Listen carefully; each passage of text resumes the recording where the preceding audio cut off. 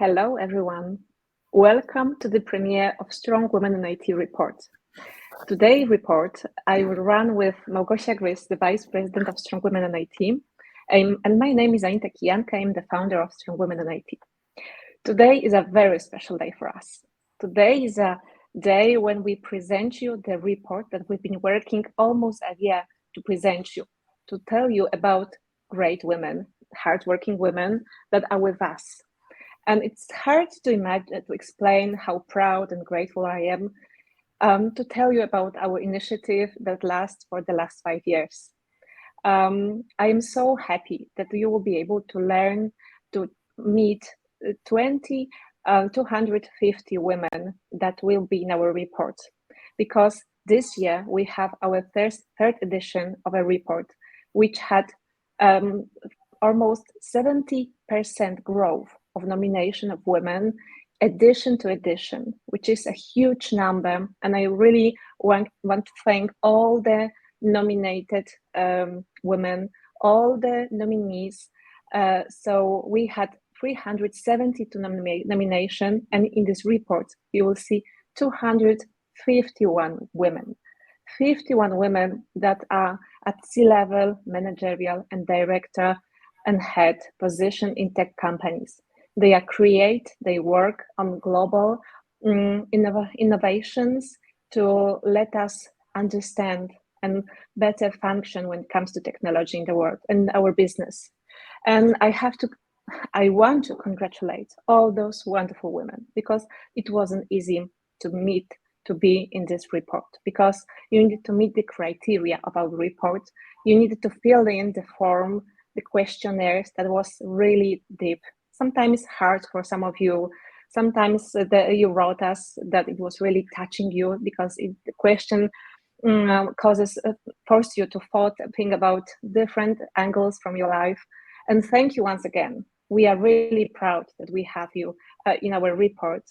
And in the couple of hours today, you will receive a custom graphics that were prepared by our UX team, only for you to be proud, to share, to show that you are a role model for us. And I am so grateful that we have you with our community, because now our community is almost 600 women globally who are the leaders of tech companies worldwide. So thank you once again. Thank you, our partners, whom you will mention soon, our community members and jury. Gosia? Thanks, Anita.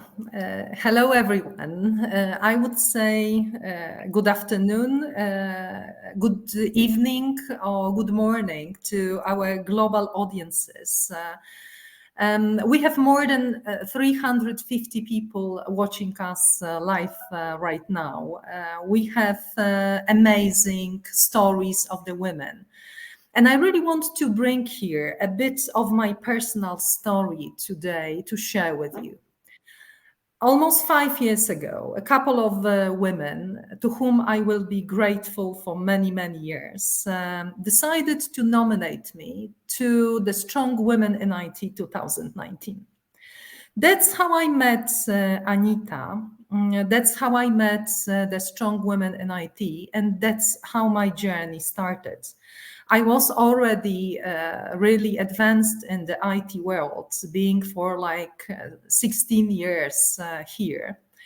While when I really joined the community and the jury, together with the Strong Women in IT, the organization decided that my story is going to be published, I said, I really did it.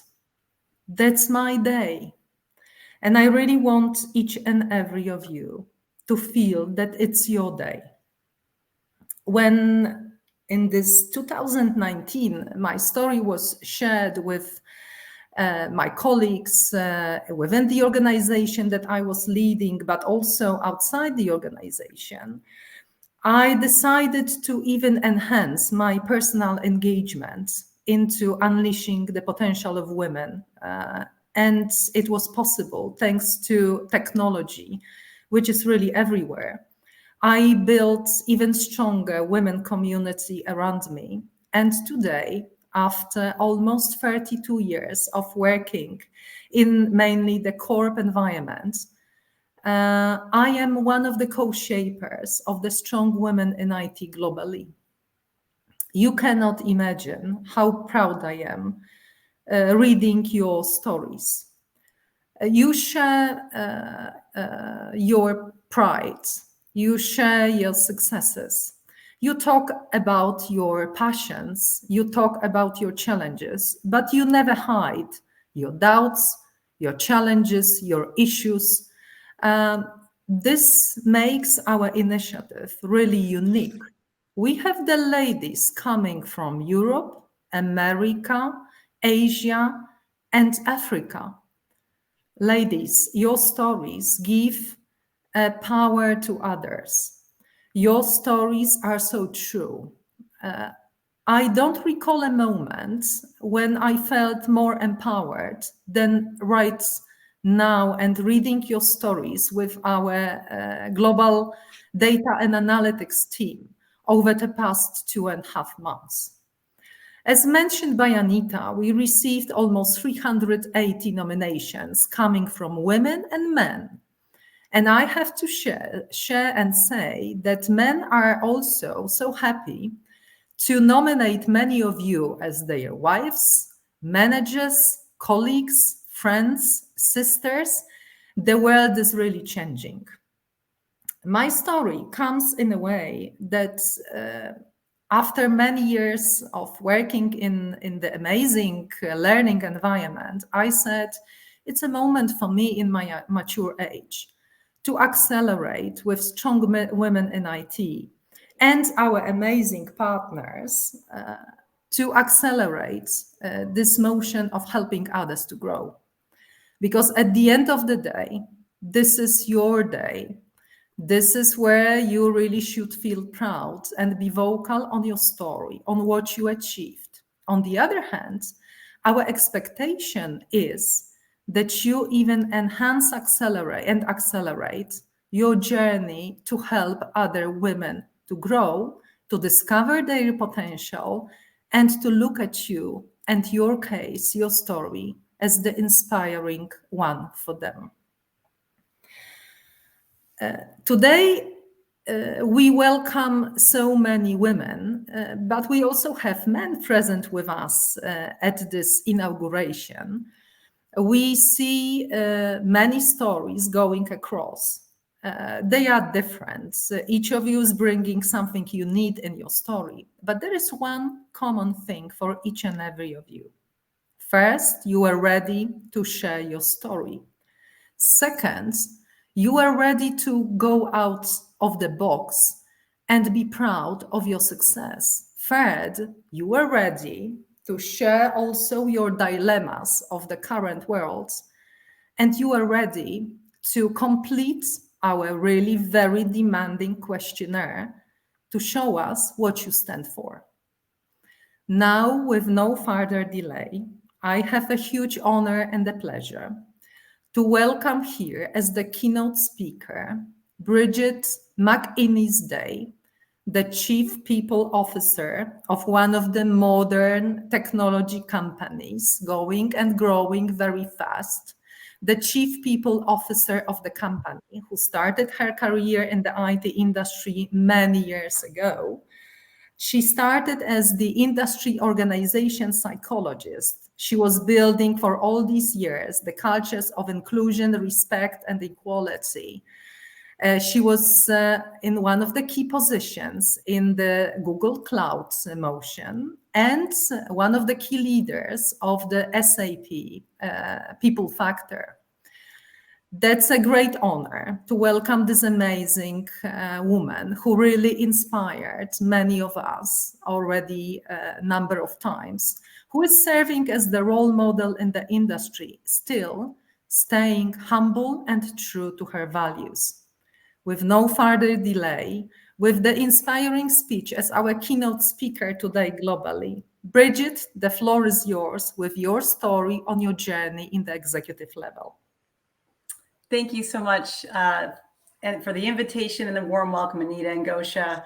It's really impressive. I'm already inspired by just both of your stories and also the 250 women that are being honored today as well. So congratulations. I'm very excited to be here today. Thank you. Again, my name is Brigette McInnis-Day, and I'm the Chief People Officer of UiPath. As Gosha mentioned, UiPath is a leading automation and AI software company focusing on how we accelerate human achievement by reducing mundane work, empowering employees, and increasing engagement. So fitting for just all the things you just said in the intro as well, Gosha. So thank you so much for having me today to share my story and to hopefully, as you mentioned, inspire others to take risks, be bold, and believe in yourself. So let's get started. I really truly believe that to understand what is the heart of each person, it's always important to understand their beginnings. So I always start with where I grew up. I grew up in a very rural, small town in upstate New York with only 2 stoplights. Gives you an indication of the size and the type of culture. Very independent, empowered by parents, but also had a lot of responsibility. So focus on hard work, education, and positively representing our family wherever we were was always enforced. One of the things I think is interesting about being in a culture like this was people were very direct. They said what they meant, and you were able to have a voice for yourself, which I always appreciated. I had the freedom to bike where I wanted as a little kid, whether it was to the library, to my friends, but every weekend I had chores, I had jobs. I started working very young, cleaning cars, babysitting, having yard sales, whatever it could be, so that I could have my own money to buy what I needed very young, until I was actually allowed to be employed later on, which was always interesting. So for me, I never was weighed down with any doubts or awareness that my gender or where I came from wouldn't be good enough. Wasn't ever anything I ever even thought about. But what might have been my naivete served as a superpower, I understand, because I never felt I was working against the ceiling or anything else. It was more about how do you take the opportunities and continue to learn. I learned to trust myself, set goals, and use my voice by asking for what I needed. One thing I've always learned is if you don't ask, you do not get. And most of the time, if you ask, you will get it. People don't really like to say no. And if you realize, if you have the courage to ask, always do it. I also learned young that people might put you down. They might deter you from taking risks or achieving, to always kind of put a negative spin on things. And that just fueled me to want to succeed more. The more you said I couldn't do it or why you shouldn't, it just flipped me in terms of how can I do it and how will we make this happen? My mother always said, don't let anyone define who you are or what you're capable of except yourself. That sticks in the back of my mind all the time. I hear the feedback. At the same time, I'm going to make sure you always think about your own definition of yourself. So I was lucky enough to keep some of this confidence throughout my career through the ups and downs, which was not always easy. In addition to upbringing, I owe so much to the great sponsors I've had along the way to my success. And the biggest one is my husband, who I met at 19 in college. So we've been together for a long time, which is also another theme that you'll see throughout my career as well. This confidence gave me resilience because it's not about how many times you fail or fall down. It's about how fast you get back up, how you adapt, and how you take accountability for your actions to do better. I've made so many mistakes. I'm sure I could write a book on all the things that I did and could learn from that. But what I did is every time taught me a valuable lesson that I did not repeat. I reflected on it and I own the outcomes. This approach helped me believe in myself that I could get through the good and the tough times. I recall a colleague that once said to me, and this really stands out to me over and over. She once said to me, aren't you worried and scared that you're going to fail leading this big, highly visible initiative for the company? If you fail, everyone will see it. And I said to her, wow, I've never, ever gone into anything with that mindset. I believe in myself that I can find a way along with others to deliver. But this made me reflect and think, how many people would just stop or give up or just carry that doubt constantly in their head? Not me. I want you to know it's really okay to believe in yourself, but you need to know when to ask for help and know when you need others. So today, I want to share a bit about the lessons I've learned over the last 27 years in the IT industry we all know and love. So no matter the role, the opportunity, or organization, there's 3 things I've maintained in my career that include reflection, change, and growth. Some people might think those are all scary, but again, reflection, change, and growth.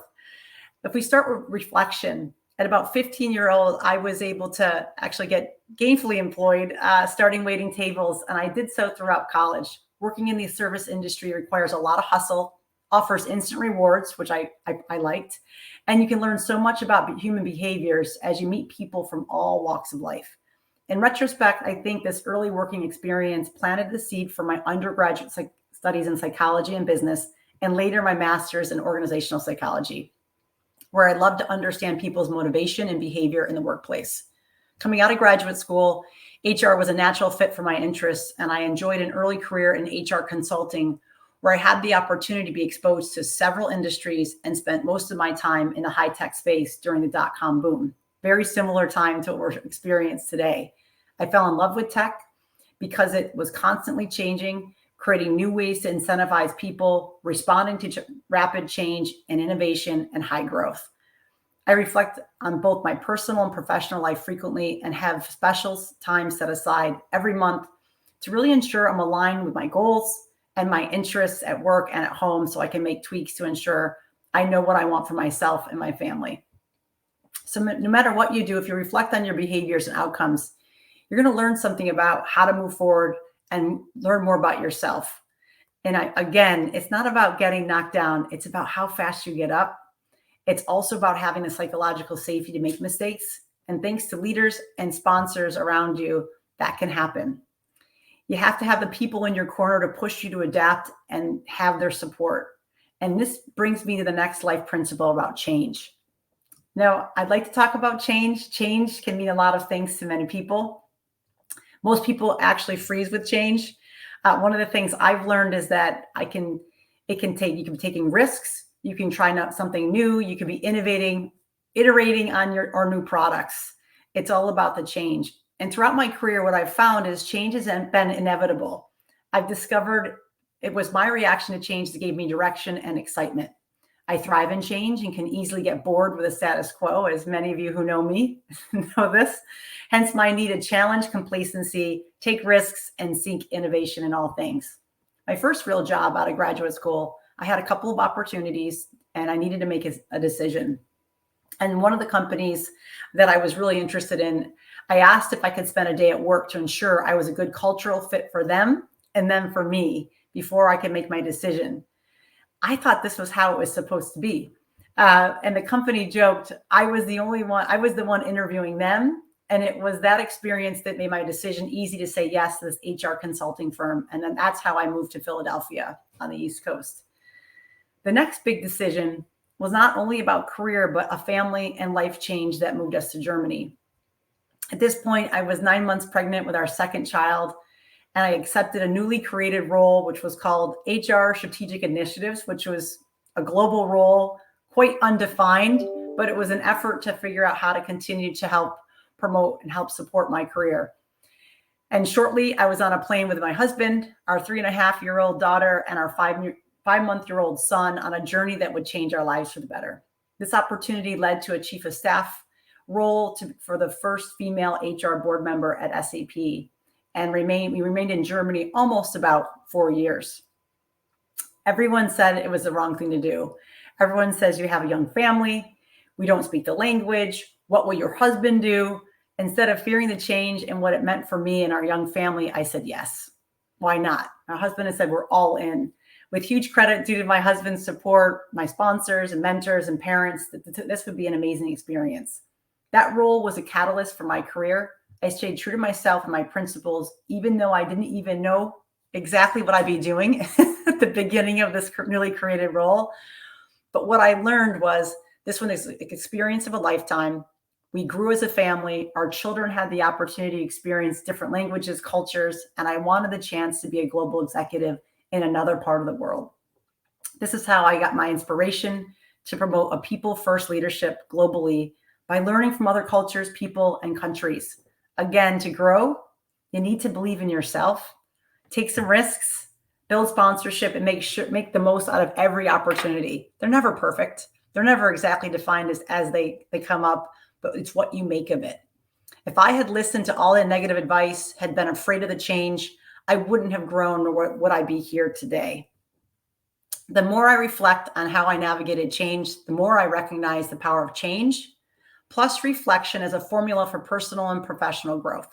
Growth is not easy. You need to be honest with yourself to know what you're good at, what you're not good at, and strong enough to surround yourself with people who complement you and are better than you. Growth is uncomfortable, but with strong sponsors throughout my life and career who encouraged me to take risks, change jobs, change countries. Through those experiences, I grew personally and professionally. I can only imagine how hard it would be to excel without that. I always say, make choices, not sacrifices, and don't be afraid to articulate what it is you need. As I was getting ready to leave Germany, I was selected to be the head of human resources for our North America region at SAP, and we moved back to the United States. I was so excited to return home and honored to have this role. As you can imagine, I was nervous. And most of all, I really look forward to sharing my personal work experience and vision with the employees across North America. During my first presentation to a very large group of employees, I received the most unexpected questions during the Q&A segment. Question 1, what is it like being a female executive? Question 2, do you think it's harder being a female executive than being a male executive? Question 3, what trade-offs did you have to make to become a successful female leader in an executive suite full of men? As you can maybe you can imagine, but I was shocked. I was not prepared for any of these questions. I did not prepare for the persona I was in. I did not prepare for any of these types of questions. I recall looking around on stage and thinking, are they talking to me? So what I learned was I focused mostly on sharing my strategy for the organization, ways to help employees be more engaged and successful, or the lessons I had learned during my time working and living in Germany, but drawing from a balance of humor and wisdom. On stage, I replied that I couldn't compare my experience with that of a man because I've never been a man. So in the back of my mind, I realized it was important to know why is talking about being a woman so important, and what was important about this role, the role I was in, but also the journey that I took. And after that, I really took the time to say, this is important. I have a responsibility to understand this and represent this, not only for women, but also for men as well. So throughout my career, I learned many great lessons about leadership, workforce trends. However, I could never deny that I frequently got asked questions about gender, about being a working mother, about my age, many, many times about my age, which was always awkward. And questions about how could my husband stay home with our children? That was another always interesting conversation. And also how fast and pace of my career path. These experiences, though, have helped many times, made me quite overwhelmed. But then I quickly realized that these topics are important for the entire workforce, and I needed to reflect and know, how did I get here? So for years, it never dawned on me that gender could be a potential hurdle, or at times really a gift in my career. I was so focused on proving myself because my executive level peers were much more senior, not because they were mostly male. I try to overcome this self-consciousness about my age by filling in gaps in career, trying to catch up with colleagues who had more experience by several years. But at the end of the day, you can't, right? One day, one of my great mentors, he hired me into my first job in Philadelphia, said, you got to let it go. You're getting older every day, so don't worry about it and stop this internal dialogue because nobody cares. So really some good tough love along the way was always good. So it was not something I needed to be apologetic about or hide my age. And I had recognized the value I brought to the team by looking at every situation through a different lens. And at times I was told I was a much needed burst of energy and refreshing insight. So always use your differences as an advantage and don't get hung up on things that are obvious. You can't change it. Same is true for gender. Like my age, being one of the only female executives in C-suite where the majority are men sometimes, adds a point of view that's unique, well-rounded, but more importantly, I can help make decisions that are inclusive and lift up other people in our workforce. I use these lessons I've learned to assist those who are new to the workforce and experiencing the same challenges. My journey and experience are still my own triumphs, but they can also serve as inspiration to help others overcome obstacles and identify their own positive differentiators. When I talk about that time I was on stage and I got those questions, at the end of the event, it all clicked. A young woman came up to me and said, "I'm so inspired. If you can do it, so can I." And that's when I knew I had a responsibility to fulfill these different needs. By telling my own story, I can help employees, other women, early talent, men, and leverage the qualities I possess and lessons I have learned to future their own career aspirations.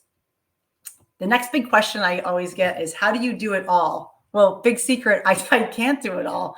And I don't try to do it all.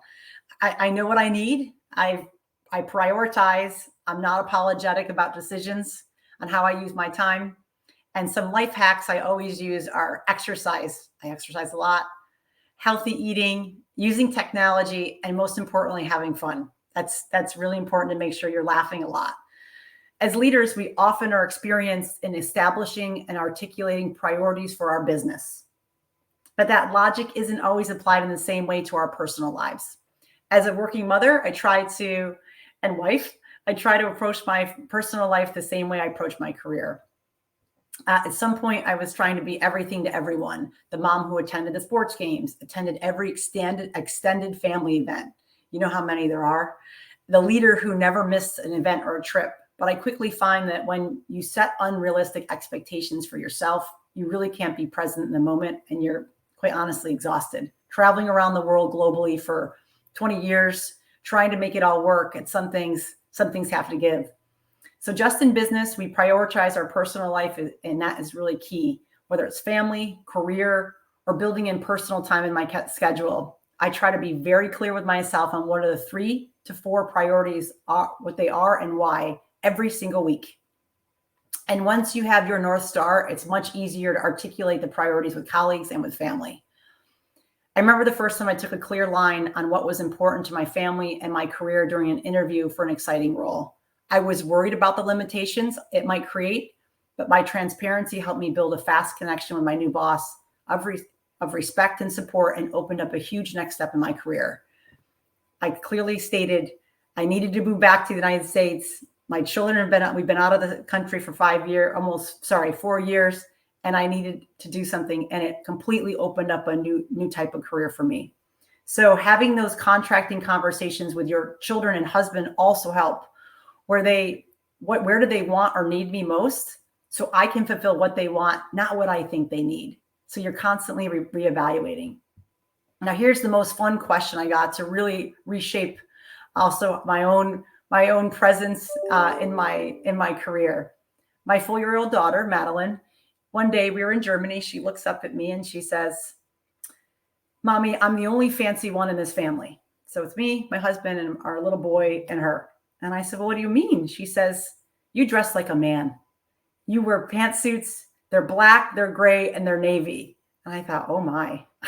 So clearly I had conformed to the tech industry, consulting firms, what I grew up in. And I said, "What should I wear?" She says, "I want you to be fancy. You need to wear dresses, bright colors, and flowers, and be pretty." And it was really, really interesting. So I did. I changed my wardrobe completely. And what I saw was other women quickly change their attire as well. And I've done so ever since. So again, take the feedback and keep changing and keep growing. And as you push for growth, one thing I want to share is I've always worked in high growth companies. It was during these high growth periods that I learned the power of a strong network. Having a strong network by surrounding yourself with the best talent you have, who have different experiences, strengths, and it is another way to grow. Finding the people who can do what you can't and lifting them up and acting as their sponsor in return can be the most rewarding experience in your career. Please give back to others. In reflection of my own growth and others, I realized leveraging technology to accelerate career growth is a game changer. At SAP, I use SuccessFactors software to completely transform the demographic landscape by building global and diverse talent pools around the world for women and men eager to grow but not visible nor had the exposure to senior executives. This technology allowed us to build a talent strategy that ensured no open leadership roles, was a huge list on productivity, career advancement, visibility, team morale, and we were able to build, attract, and grow diverse teams. And we've gone on to do that at other companies as well.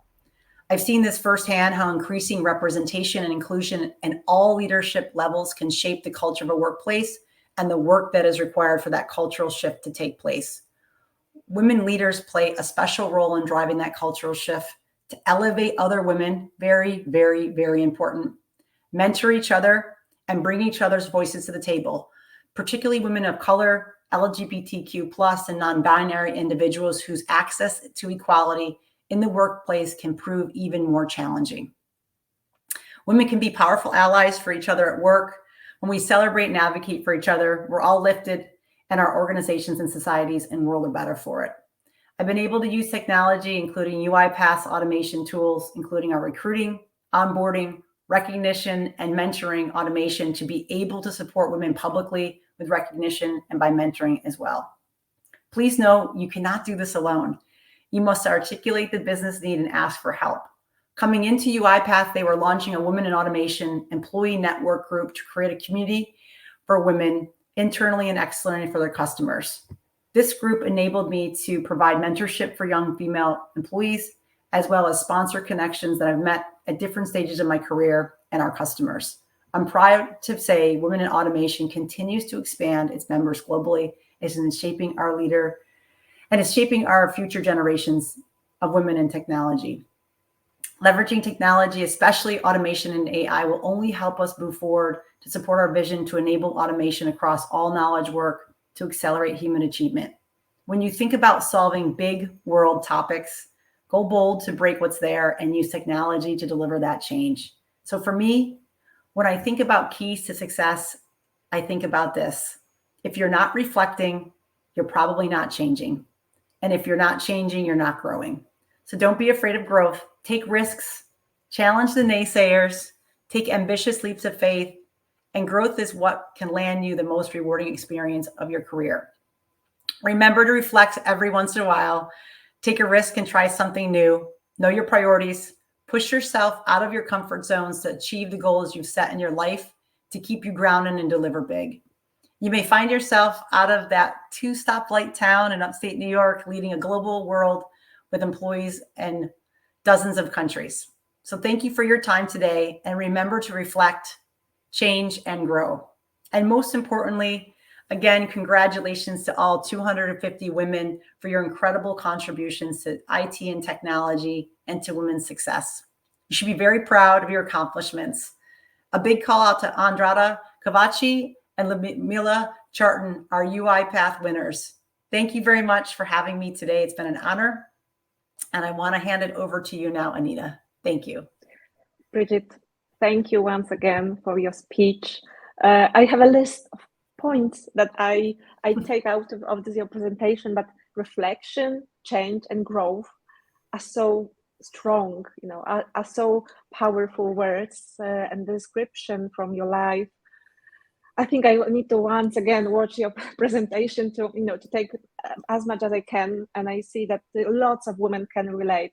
As you can see from the comments on our chat, you make a really big impression. And thank you once again for joining this event. Thank you for being our partner, and thank you for sharing your story. You are true inspiration and our strong women in IT. Okay, ladies, gentlemen. So thank you. I want to thank you once again for our strategic partners, Billennium, BNP Paribas, and UiPath, because without you, I don't know where would be right now. You help us to move this organization, this project, this community to the next level. So ladies, gentlemen, big applause to our partners, strategic partners, and let's start the next part of our webinar about on our premiere of report, because as Brigitte said, AI and the trends in technology are so important right now. So let's move to what our Strong Women in IT mentioned about the trends. And please let me introduce you, our panel discussion leaders. First, let me invite Monika Kordowska, Tribe Leader of Operational Excellence Tribe BNP Paribas. Hello, Monika. Hello, everyone. Pleasure to be here with you today. Thank you. Nina Nourafrouz, Managing Director at Billennium. Hello, Nina. And Eva Blaisdell, founder of Copernic Space. With Eva, you. you have to. Hello. You look like a real lady rocket. Yes, I decided to bring element of Hollywood in Los Angeles and personal branding that is so important in some of our endeavors. So yes, I am as Eva Blaisdell, but also Lady Rocket. It's such a pleasure to be with all of you.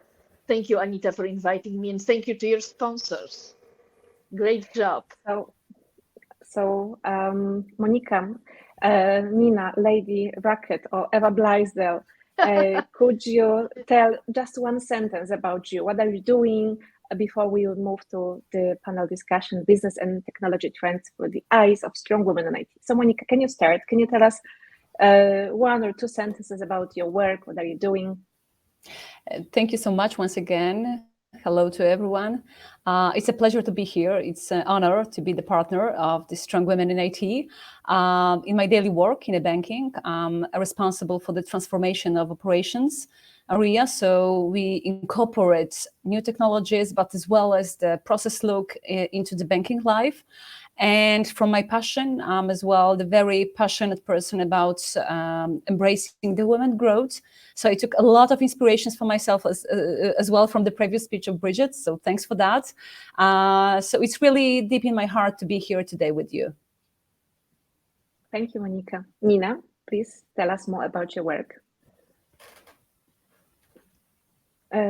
We cannot hear you. Could you check your mic?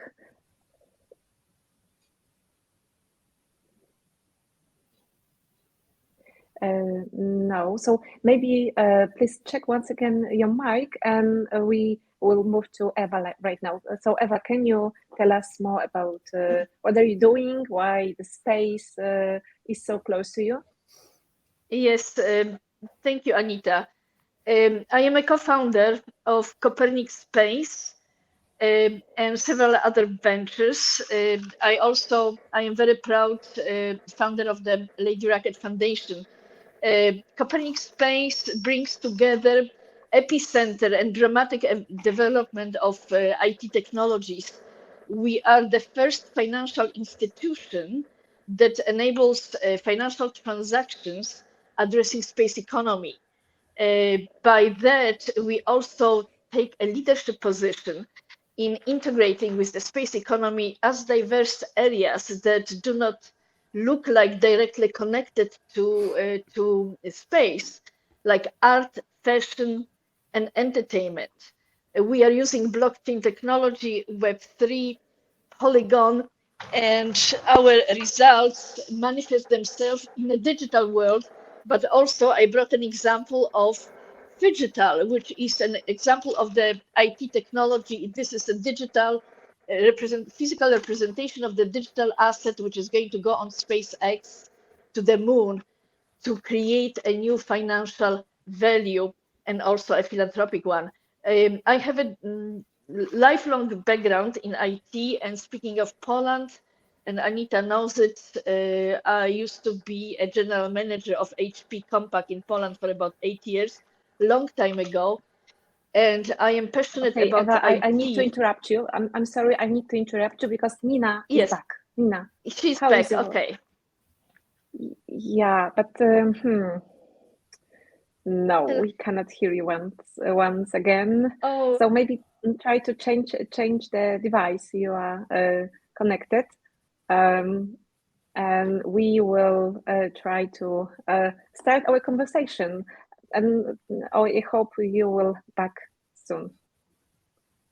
As we know, this is a live event, and we have to remember that technology is just technology, and we are just human, and we have to deal with different situations we sometimes come up with during our events, because this is how it is. This is how lives look like. So maybe let's start our discussion, because today panel discussion is about technology in business trends. And this is something that was really interesting part of the report for me, because trends is something, especially after COVID hit, trends is something that we look for. We look for guidance. We observe what is happening in the industry, in the business. And I think the answers our strong women in IT gave are really interested, because if I could see the slides right now, as we see, as we know, as you will see from the report, AI and machine learning is the key according to our strong women in IT, because 87% of startups and 93% women from corporation mentioned that AI is the key trend in business for them right now. So ladies, I hope that Nina will join us shortly. Monika and Eva, please tell me, how can you elaborate? How can you see this change of AI in the landscape of your business? And how do you see your organizations to use it, to make it efficient and effective? Monika. Thank you so much. That's always the point when we discuss the new technologies and the trends, to which extent the technology is driving the business or the business is using the technology. Of course, first of all, you need to have the goal and the purpose of what you do with the banking. It may be quite clear that this is about trust and protecting the money and bringing value to our investors. I would say that surely I follow the results of the survey and the voting, let's say, which has been as well presented, that AI and machine learning is the key trends, in a sense that everyone right now is looking at the possibilities and the way how we can use that in our transformation, on our transformation agenda. And obviously, it's fair to say that the banking sector, which is really very much on this, put on top of that, but as well as is very much in certain regulatory, environment. And this is something which is as well a kind of a component which is giving us the first and the second thought how we can use it. But obviously, the AI is something which is, and machine learning is something which is recognizable. First, that can be separated processes which are using components of AI. For example, how to determine the sales proposals for the customers, how we can deliver in the most efficient way the cash to our branches and really be efficient on that based on usage by the customers. So these are selected use cases which we are really doing. And I think that the second step would be using AI for the sales processes very actively as well, as a support to leverage and for the service of the sales processes. Yeah, thank you. Nina, can you? I hope I'm back now. Yes. Thank you. Fantastic. Great to have you. It's so good. Yeah, sorry, excuse me. I'm very sorry. Let's continue. We were talking about AI ML, right? About the trend. Yeah. So, Nina, maybe let's move it that way. Please tell us just 2 sentences about your work and how Billennium is using technology like machine learning and AI in business to grow your business, to automate your business. Sure. So let me start first of all. Nourafrouz, I'm the managing director of Billennium GmbH, and I'm responsible for our business operations in the DACH region. Billennium is an IT services company. So when I talk about AI ML, it's always twofold. One of them is how we use it internally for us, yeah. And the second topic is, and that's a very, I would say even more interesting one, an exciting one to speak about, is what we do for our clients. so that basically they can deliver better solutions to their end customers, their patients, their users, right?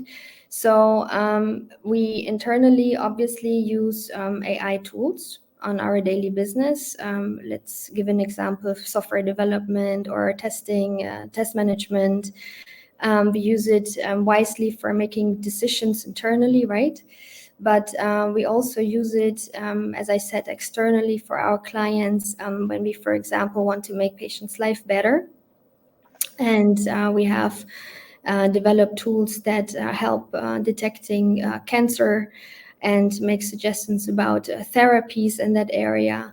So this is how we, for not only since yesterday, since it has this huge AI hype in the media, but on the, let's say, couple of past years, are deeply involved in the topic of AI, ML. And when it comes to the report that we seen, right, and the results of the report, where everybody is saying, yay, the trend number one is AI, ML, just to put an emphasis over here that all the other trends that hit basically 20 to 10% also on that report, like data management, like cloud computing, these are, I would say, not competing trends. Yeah, these are prerequisites in order to enable the other one. Yes. That's true. Eva, how do you use AI in your business? And how you? Oh, here is the slide connected with all those key trends. So as Junina mentioned, AI, as you can see, it's a huge hit among our strong women in IT. Later, cybersecurity and cloud computing, which we will definitely mention in a second. So let's have this slide on right now. And Lady Rocket of Eva Blaisdell, tell us how you are using AI and machine learning in business. Thank you. We live in dramatic times. Changes are abundant and around, and you can see it, especially in Poland, also in the context of impact of the technology on the strategic choices at the level of companies, countries, but also individual. I want to add that AI doesn't live in the vacuum. It is usually connected to a particular function. In my life, as a co-founder and investor in American startups, in particular Copernic space, which bravely game changes financing for the space industry. And our theme includes that space is not for billionaires only. We use AI in combination with blockchain, Web3, digital assets. And in my last week case, I decided to use AI in my and Copernic space acquisition of the rockets and development of the new functionalities at the level of actual physical rockets. And I just want to mention that we are sponsoring the liftoff of the Polish rocket next week very proudly. AI, I live in Los Angeles, which is extremely dynamic and instantaneous place for implementation of newest technologies. This is also where we see social impact of AI. We just finished dramatic 3-month-long strike of Hollywood writers. And one of the issues that was at the number 2 position of the entire strike was use of AI in the film industry. So I want to make us, especially thoughtful, empowered women in Poland, so surrounded by so many historical endeavors, to take a look at your immediate opportunities and explore not only AI, but use it also as a way to game change your professional story, but choose the industry, not even the company, but look for the industry that you would like to empower. And the second thing, follow the dramatic impact of AI on the society. AI is on the forefront of discussion at American Congress.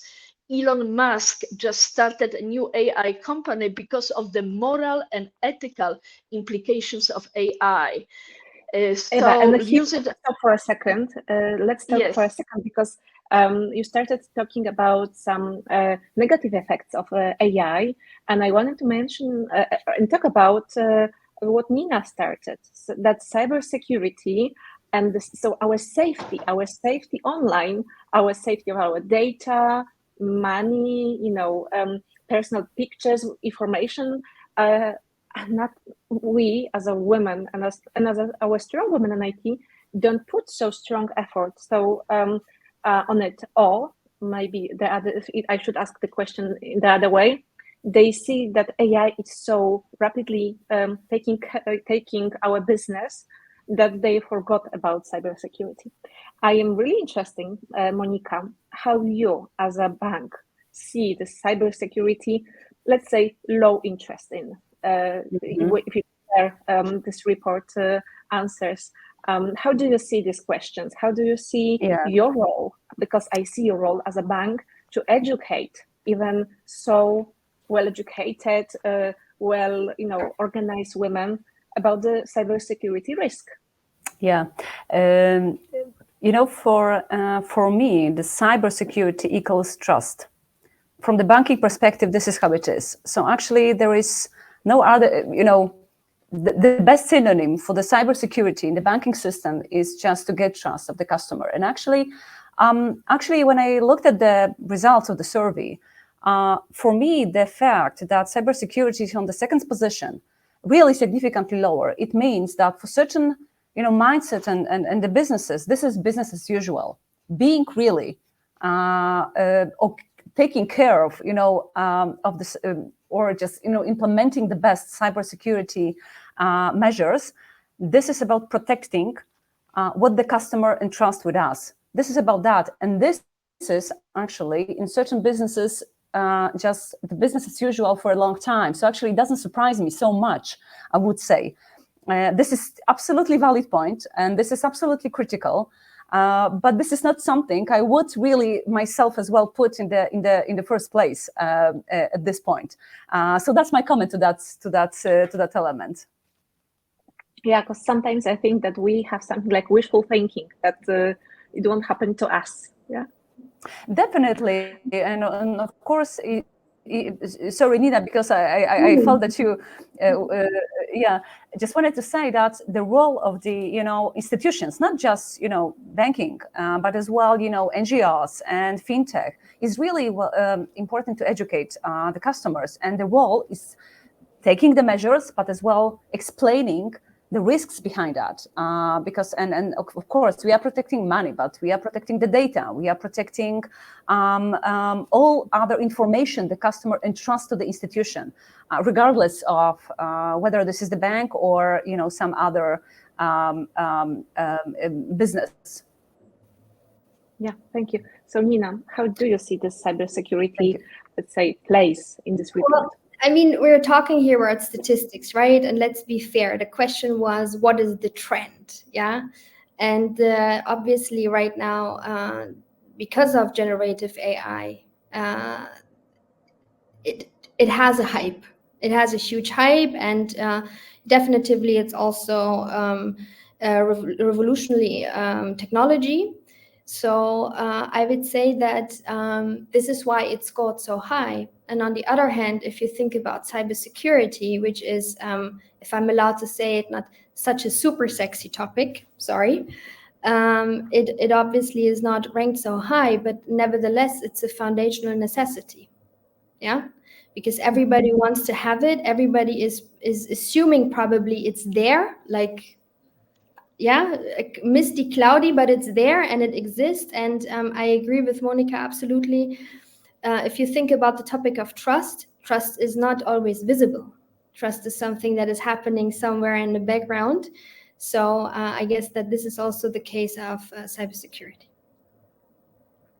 Okay, so to move forward, we have like the slide here about the biggest IT management challenges. And so it is not about trends, but about challenges. And here we have like cybersecurity on 70% for corporations and 60% for startups. But it is not the biggest challenge. The biggest challenge is the pace of technology change. The way we see how much we have to educate about new solutions, new ways, the way we work, the way we create new code, like low code, no code. There are so many issues connected with it. So maybe Eva, because you'll disappear for a sec, and here we talk about the biggest challenges in IT management today. And at the first line, we have the pace of technology change. And this is mentioned as a challenge, the biggest challenge our strong women in IT face. How do you see this point? 27 or 29 when it comes to startups mention the pace of technology is a challenge. Is the challenge also in your case? Of course it is. It's a challenge, but it's also an opportunity, and it motivates us and empowers us to seek a new way to participate in the change. Personally, as a co-founder of the thriving leading-edge technology company Copernic Space, I found participation almost daily at X Spaces as a fantastic place to get direct participation in a discussion about AI or cybersecurity conducted by the groups of people from all over the world. It is also a fantastic opportunity to become a center of attention, if you will, and establish your own SpaceX events. And why I'm talking about SpaceX, because it in particular culminates and brings together people of the similar intentions, interests, but also highly innovative. And I am mentioning it because in the results, that, by the way, congratulations, because I think your research, the analysis of it is truly a remarkable viewpoint of our reality. Perhaps I didn't look carefully enough, but I didn't see social media as an indicated place to look for being up to speed on the newest technology. By the way, if I may, I want to invite everybody at 11 a.m. Los Angeles time tomorrow for my IT relevant subject, which is can NFTs become the securities, and also taking art and NFTs in space. So look there. And another thing. So Eva, let me introduce you. So your way at looking at the pace of technology change is to talk, to share your experience, and to do and take risks, invest. We have some incredible women here who are, I'm sure, responsible for the economic decisions of the newest technologies. In my case, I take the ultimate risk. I invest my and other investors' money because this is the ultimate teacher. Take position of some participation and risk. It doesn't have to be financially, but start your project. This will teach you and force you to seek an extraordinary relationship with technology. And contribute. Thank you, Eva. So thank you, Eva, so much. Definitely, to risk and to go forward is something we all have to do. And as Brigette said, without reflection, there is no growth.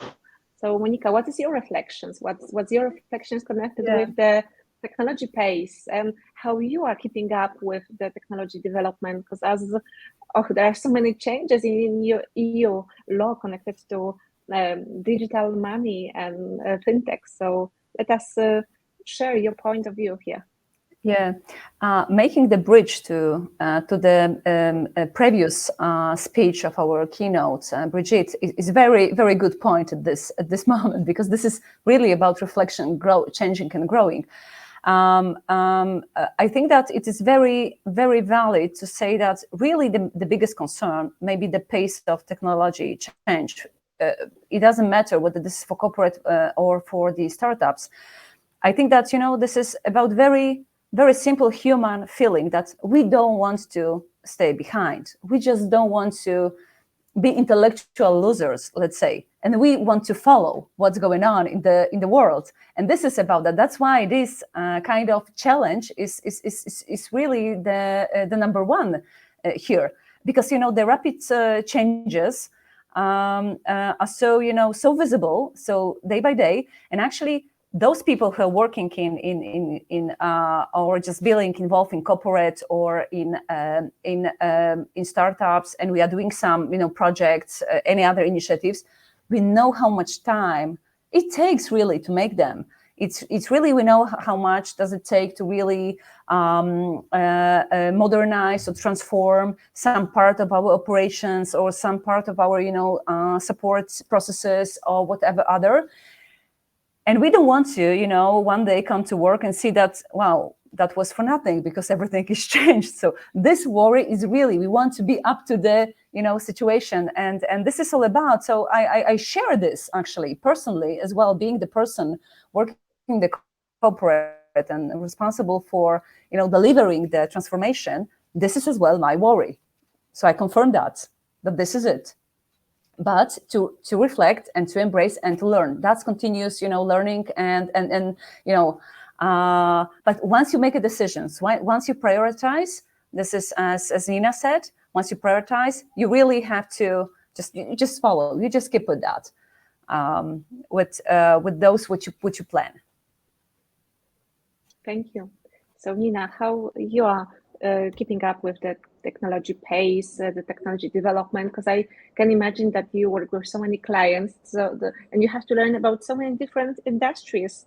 How you are dealing with it? Yeah, and you know what? I think it's first of all intrinsic. It's personal attitude, and you can decide whether you want to fear it or you can decide whether you embrace it. And to be honest with you, I'm working since 9 years now in the IT service industry, so delivering IT services, right? So for me or for us, it's like basically our daily tool that we need. We have been committed. This is our job to deliver the best practices and the newest technologies to our clients. So ultimately, within the DNA, it's like for us, or for me, it's like it's something great, yeah. On the other hand, I absolutely understand that sometimes things go too fast and change is sometimes scary. That's also something that I can understand. And to go back to the report, so for me personally, I would actually even skip number 1 and go to number 2, which is the skill gap. Because if we face it truly, if we would have the right people at the right time to do what we need in order to drive our business, then the pace of technology wouldn't be such a threat anymore to us, right? At least this is how I perceive it. And now, if I go back to the conversations on the market with clients, partners, industry experts, I think that it's not really necessary for everybody to turn into an IT company. Not everybody has to have this drive for, let's say, be on the train of the newest technology.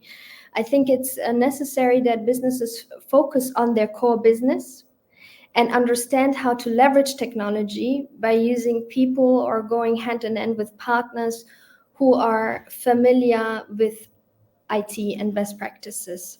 And that would ultimately also probably lower the challenge and the risk that people see within the pace of technology. Wow, thank you, Nina, so much for your comment. And I think that's super sum up our panel, because we have to finish right now, because we are going to talk about leaders who employ, who manage, who think about how to imply all those trends and technologies that we see and we talk right now. AI, ML, cybersecurity, that's their goal, to manage the in a way that will move the business forward, as you mentioned. So we had great panelists, Monika, Nina, Eva versus Lady Racket. Thank you so much. Thank you for sharing your opinion. Great job. I have a feeling that it wasn't enough I have a feeling that we could talk at least 1 hour, Oh, yeah. 1 hour more about what do we think. So let's move with this discussion in the comments. And now I will pass my mic to Gosia to talk about leadership in the difficult times that we have right now. So Gosia, thank you. And the stage is yours. Thanks, Anita. Thanks, my partner. And I really wish to bring a connection between what we heard before. Still seeing all of the comments going on through LinkedIn. Ladies, you really rock. I see another time why this community is so important. Look at your statements. One is sharing information with the other one. You are congratulating each other. You are bringing important topics. You are extending the context of AI and cybersecurity and bring your points to the stage. That's exactly why this community exists, to inspire each other, to challenge each other, to bring additional perspectives and points of views. You are really amazing. So many inspiring words coming from our speakers. Monika, Nina, Lady Rockets, that's really a great thing to do. And I really want to bring one thing out of many, which so much impacted me when listening to the story of Brigette McInnis-Day as our keynote speaker. She said, let me quote exactly, "Don't let anyone define whom you are." This is exactly what I believe for me, and I hope for each and every of you. Because you should know that we, among these few hundred people, we don't only have the very experienced, mature women, we also have the young ones. Julia and the club, special greetings from me. 1920, who are just starting their journey, and they really want to listen to the stories of the others. They want to use them as the inspiration, building their own way in the IT industry and beyond. So now, with no further delay, two amazing women that I'd like to bring to our discussion, Turbulence, Leadership in the Turbulent Times. I don't still see them with me yet, but I know that they are here. Here they are coming. Two amazing, colorful leaders. Let me share what I know about these ladies, though I would have to write the book about both of them, which is not the purpose of this discussion. My lady Istanbul, the regional director, Microsoft, the Central and Eastern Europe and Middle East, additionally since a couple of months, an amazing woman. The power of leadership combined with the power of technology advocacy. Personally, an amazing woman with a huge international influence who's been so active and empowering other women in many communities. And I have to tell you that that's a super special moment for me to invite my lady to our discussion, because last week, this was her week. She was rewarded by one of the most powerful and respected rewards as the entrepreneur in the Greek markets. That's really the recognition of her talents and all what she does for the business, for the technology, and for the other women in the industry. And today, I'm disclosing she's one of the recognized strong women in IT by our jury and by the SWIT community. My lady, that's your week or another week again. Thank you, Małgorzata. Thank you for the invitation. Thank you for the recognition. But most of all, thank you for the partnership. I think we share the same values, promoting, supporting, empowering women in our communities, helping them become leaders and helping them achieve their dreams. Okay, thank you very much. Thanks a lot, and pleasure again, and honor. congratulations. And Tina Sobocinska, I have to tell you that Tina is bringing enormous leadership knowledge coming from the consulting IT industries, but she's also helping the non-profit organizations to excel in their way. She's one of the most respected HR leaders at the market, not only in Poland, but broadly. Also a frequent guest speaker at the Women Empowering events. One of the most respected and knowledgeable experts as far as the future of work is taken into consideration. I will never forget, Tina, I'm sure you also keep it in your mind and heart, how we really finally met in person. We saw the moment when a couple of women were excluded by the men from a very important group photo during the very important event where both women and men were recognized. I will never forget this sketch. We were so touched and we said, instead of talking, we have to combine the forces and do something in a respectful and inclusive way to show the world that we accept no exclusion for the women or men in this workspace. Do you remember? I do. I remember. Thank you very much for recognizing this moment, Gosia, and also thank you for inviting me today. I'm so happy being here with you. So congratulations, amazing event, amazing community. And also I think that, of course, congratulations to my lady and all recognized women and men creating this this great network. So I think that this is just the beginning of what you have done, and you have great potential. I'm very happy to be here with you. So I'm sure that our community have got no doubt why we invited these two amazing women to be with us today.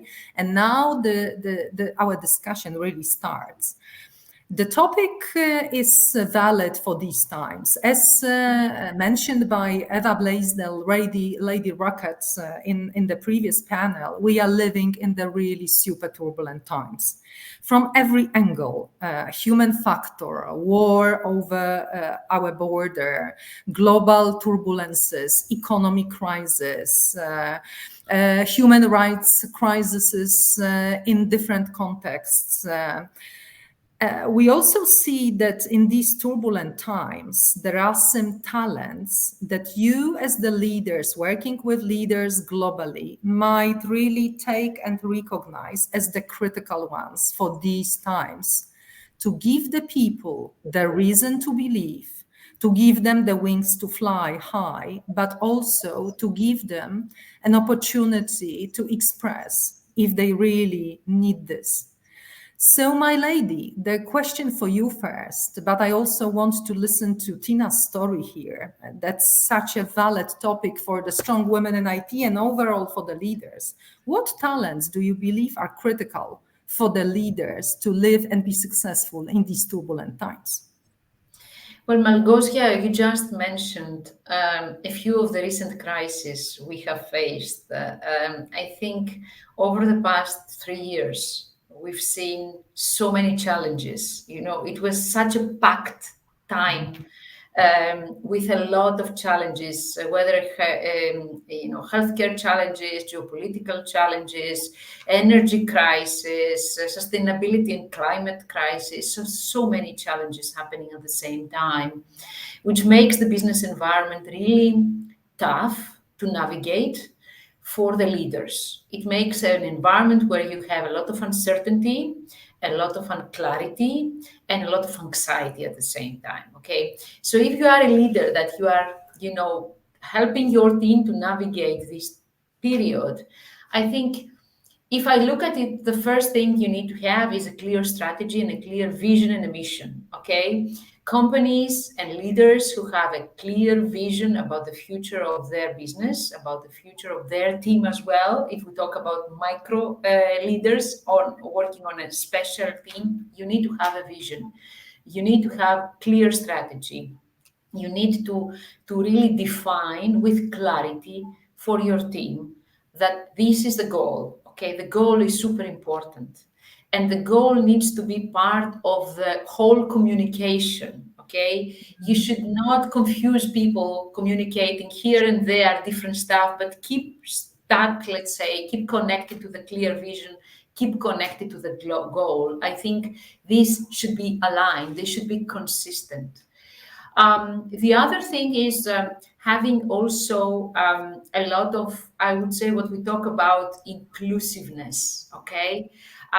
You need to make sure that the talents you have in the organization, they're at their best during the tough times.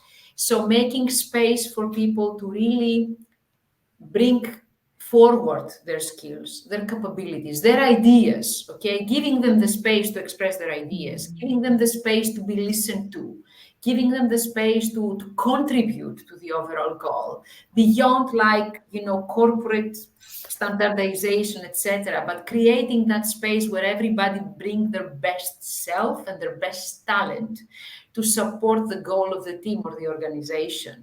And of course, making sure that everybody, not only males, but also females, everybody, independent of race, gender, age, no matter what, is part of that journey. And then I would say one last thing, because I don't want to say many, there are many, is there's a great song by David Bowie, which is, okay, it reveals a bit my age, but it talks about we are absolute beginners, okay? If you have this beginner mindset that you are on a journey to learn, okay, that you don't have the answers for everything, you're just learning on the way with your team together and having the flexibility to adjust as you learn, okay, I think those things are super critical today. If you look at the World Economic Forum talking about the skills that we as individuals, not only as leaders, that we need to have, because the world is changing so fast, because the technologies are evolving so fast. It's like adaptability, resilience, learning. These are the things that define the people who will be successful in the future. I think it's super critical for leaders. So yeah, clear vision, strategy, learning, of course, and ability to learn and flexibility to adapt as you go. And of course, being inclusive and supporting the team to grow. Thank you so much. And I have to stress, ladies, I'm sure, and gentlemen who listen to us, Brigette, in her keynote speech, was also bringing the topic of resilience and adaptability to really react, be in place. But now I want to listen to Tina and see whether there are some similarities in your thinking. Yeah, maybe I will add something on the top of what my lady said. I see three key talents of best leaders in the turbulent times, and this is relevant both for female leaders and male leaders. The first one, maybe I will start with a story. One of the leaders with an outstanding business performance during COVID times once shared with me, today I consider myself more of an influencer than a traditional CEO. I engage in extensive conversations with people, and instead of providing them with solutions, I focus on asking them the right questions, which was not my style in the past, he said. So for me, from that perspective, number one talent in the turbulent times for the best leaders is their integrity.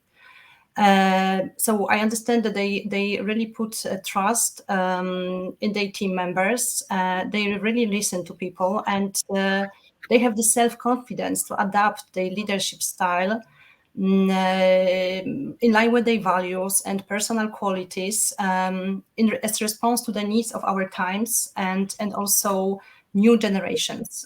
So integrity is number one. The second one is boldness. I see many leaders who are not afraid to attract and work with exceptionally talented people, and they are even capable to build talented teams with these people. So they offer to their talents the space to excel, to empower them not only within the organization but also outside. these leaders also seek for the advice when needed.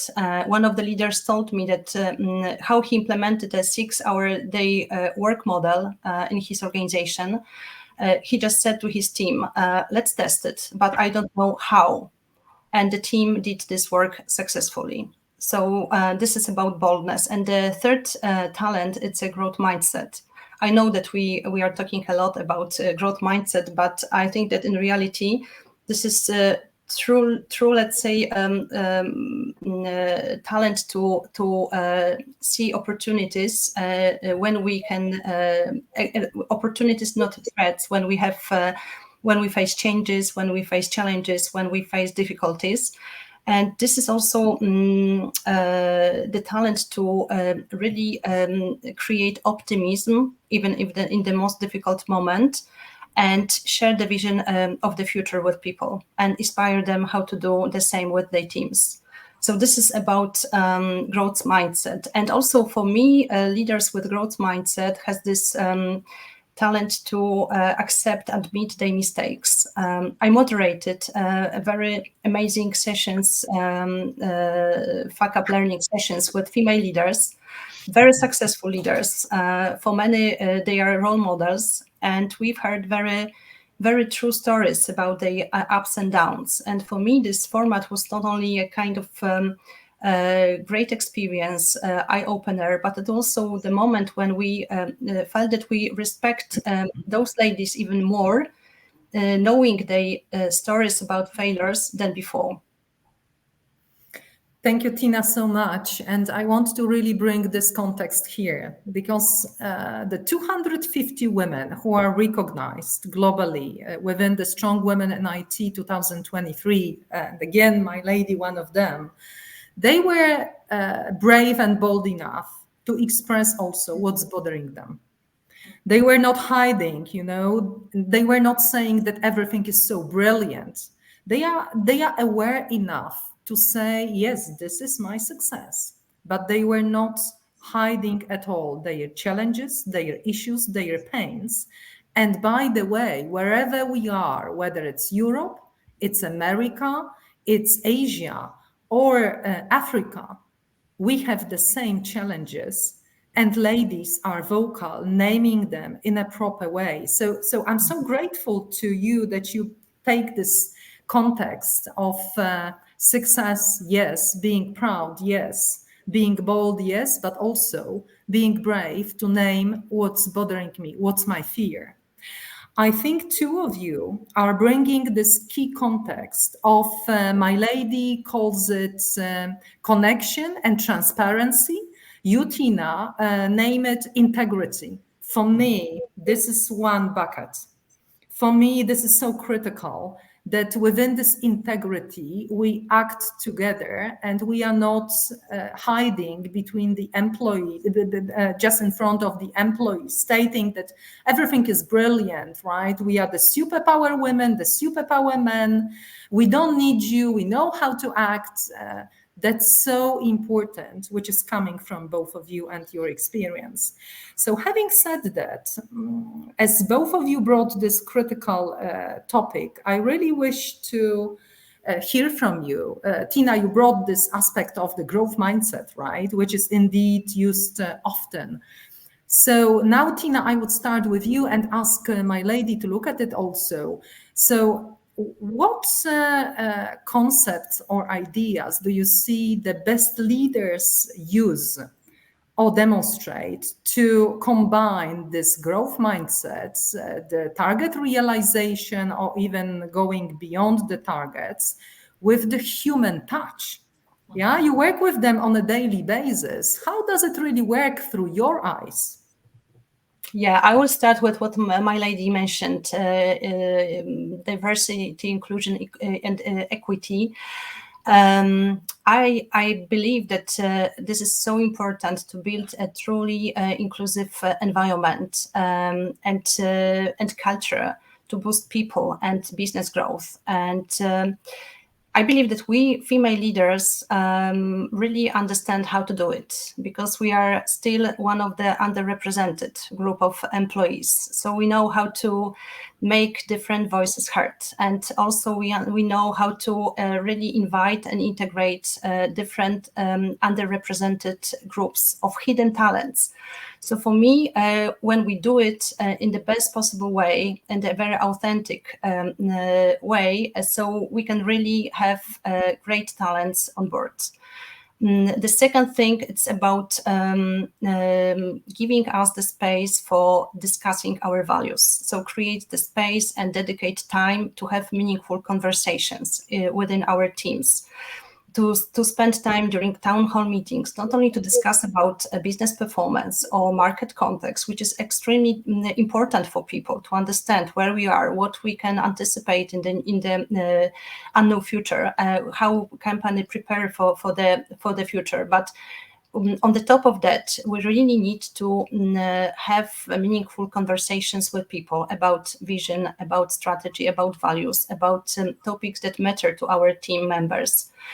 We can ask them by different technologies. We can give them space for questions and answers. And this is something that really creates the integrity and engagement of our people. And they need this kind of conversations, because this is also the part of the sense of the work that they can create between their individual contribution and what we want to achieve as a company. So the true culture and based on values and time dedicated to meaningful conversations. This is number 2. And number 3, this is really awareness of all of us as leaders, how important it is to care about ourselves. Because we mentioned about resilience, we mentioned about how important it is to understand how to care about energy of leaders, how to also support them to manage these different stressful situations on the daily basis. And here I want to mention about 3 perspectives of resilience. And this is emotional, intellectual, and physical agilefulness, like mindfulness. So similar to this, we need to be agile in these 3 perspectives. If we forget about one of them, we can really be successful and powerful today, but in long-term run, we can really suffer from different issues. So taking care about our life, our energy, and of course, think about it in much more mid and long-term perspective than quick wins. It's very, very important. I've led the program for leaders, self-leadership in crisis, and I understood how much support leaders today need to really manage different crises and protect from individual burnout. Thank you, Tina. So you say really, if you want to be a great leader and you want to combine this growth mindsets and delivering in the difficult times with the human factor, you first have to take care for yourself to have the energy for the others. Absolutely. My lady, what's your point of view on this critical topic? Let me first comment on the last point. We get this guidance in the airplane that first we put the oxygen mask on us before we put the oxygen mask on the people we protect, okay, like our kids. We need to protect ourselves first. I would stay with this topic of well-being, and I agree fully with Tina that it is important for the leaders. I think it's important for the working place as well, overall, about the people. I think there was great steps made during the pandemic. A lot of companies looked into the well-being of their employees. I sense we are falling back into previous behaviors now that the pandemic is over. So I want all of us as leaders here, but also in the audience, to rethink the way we are approaching well-being in the workplace. I think there's still room to go in that space. Now, talking about how you achieve, business results by keeping a human touch, okay, or keeping a human focus. I think if I look at it from pure business perspective, I believe I would say there are 2 things that are very important. The first is be clear about what you want to achieve.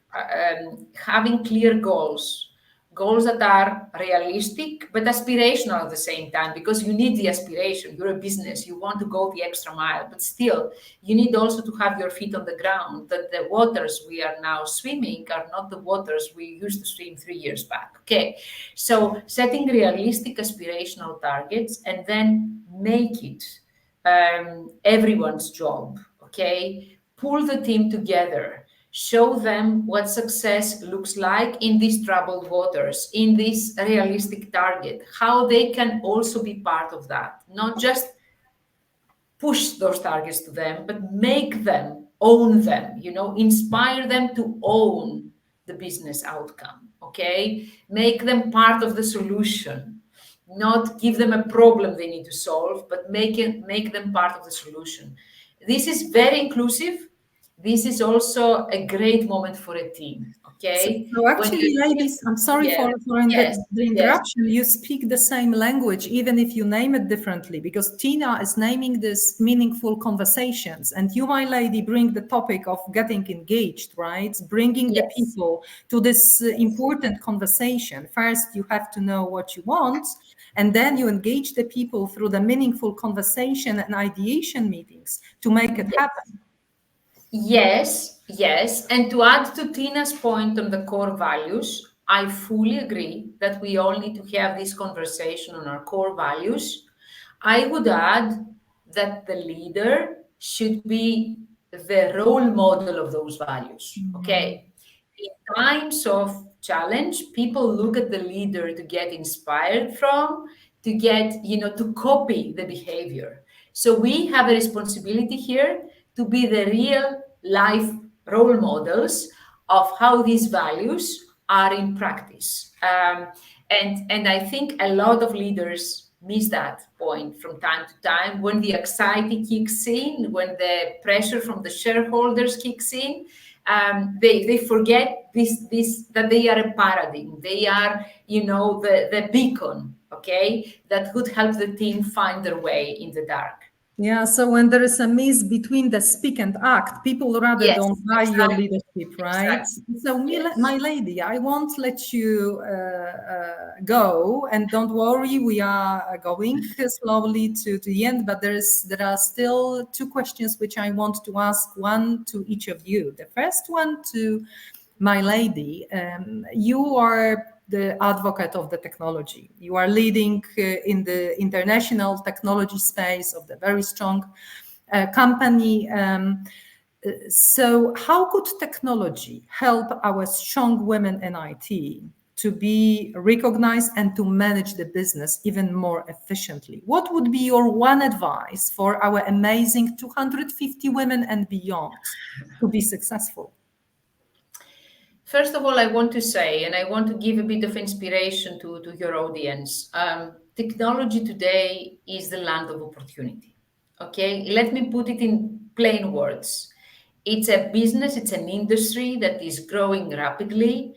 It presents great financial, career, professional, personal growth opportunity, okay, for the people to get engaged. So I think it's an area where I would encourage more girls to study technology, and I would encourage more women professionals to really pursue a career in technology field. Okay, so I believe there's a lot of opportunity ahead. There are, of course, challenges today that have to do with the adoption. Okay, so I have a light issue in the room. Sorry for that. I will need to move. But there are, of course, right now challenges that have to do, of course, with the fast adoption of AI or the AI revolution. There is also a lot of, I would say, challenge with the low representation of women in the tech industry, which is something that we're trying to solve, a problem we're trying to solve. We are certainly together. But I think the more we present role models like us, Małgosia, that are having, a career in that space, and they are supporting other women to really grow in that space, but also as the new jobs are created, because AI will, of course, eliminate some jobs, but it will create different jobs, okay? So our role here is to make sure that women leverage this opportunity. They are there. they are not marginalized, but they are part of the business growth and the opportunity ahead that is coming with the technology evolution. Thank you very much. So ladies, upskill, reskill, going into the readiness sessions. Think big, aspire, don't be afraid. Aspiring, growing, and let's not be afraid, right? So Tina, going smoothly, because I think these two things are so much connected, and we promised our audience also your perspective on the future of work, especially bearing in mind what we just heard from my lady. So 3% of our strong women in IT, which is a really huge discovery this year, different than 2 years ago, only 3% or 2% in corp environment say that people would go back to the standard stationary work. A huge majority either is coming for fully remote or the hybrid motion. Tina, what's on your mind? What advices would you give? I'm not surprised. I think that I'm in fact a hybrid work ambassador. So I believe that hybrid work would stay with us. Maybe some roles and companies, it's much more remote than hybrid, but anyhow, there's no one size fits all approach. So I see that first of all, we can then take a lot of lessons learned from last 2 years and really improve and our experience in the hybrid environment. I think also that we can really consider that hybrid working, it's just a business model. So this is not only a set of new skills and leadership style, but also a business model which will stay with us. And also it's important to understand that our employees and your employees, in fact, probably think that this is the right, not the benefit. So they really love working in the flexible environment, and it will not change. I think that hybrid work, it's just a kind of, we are in the midway of changes, of transformation of future of work. Because when we think about what my lady said about huge boom of technology and different opportunities and impact on our jobs, we can anticipate that the future of work will require from us, and not only supported by technology, but also expectations of Gen Z people and our future employees, our current employees. They will even expect from us greater flexibility. So we can think and test maybe in the future other, let's say, setups that can be based on a 4-day work or just a 6-hour day, so or others. So anyhow, this is not the end.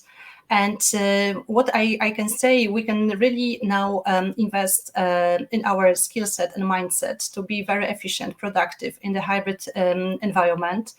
I also think that this is very important not to blame hybrid environment for everything, because in some companies, when something is wrong, it's always about remote or hybrid work model.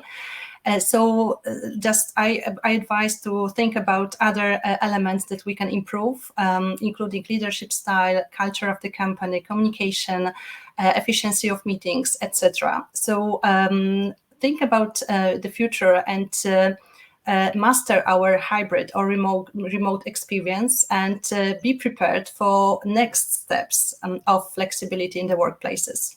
Thank you very much. And with this, I really want to say huge thanks to both of you. Every time when I speak to each and every of you, I'm really inspired and I learn something more. So I really hope it was inspirational for our strong women in IT. Ladies, I want to remind you that this is your day. You were not selected by a mistake. There was a huge analytical work behind your stories. Within an hour, our team will send you your customized personal UX graphic that you could really use to be proud, to show yourself and your story to the world. And I wish to say that I cannot be more proud to be here with you today and continue our journey together. There is, however, one request which I have. Take this motion, share with others, give to others, as each of us is getting from others. And one last wish from my lady and Tina to the audience, and we close for today. Congratulations, the Strong Women in IT 2023 world. My lady, one wish to the audience, and Tina, one wish to the audience. Be strong, be brave, be courageous, be successful. Thank you. All my best to the Strong Women in IT. And be together. All the best. Thank you so much. Thanks a lot. Bye-bye. Thank you.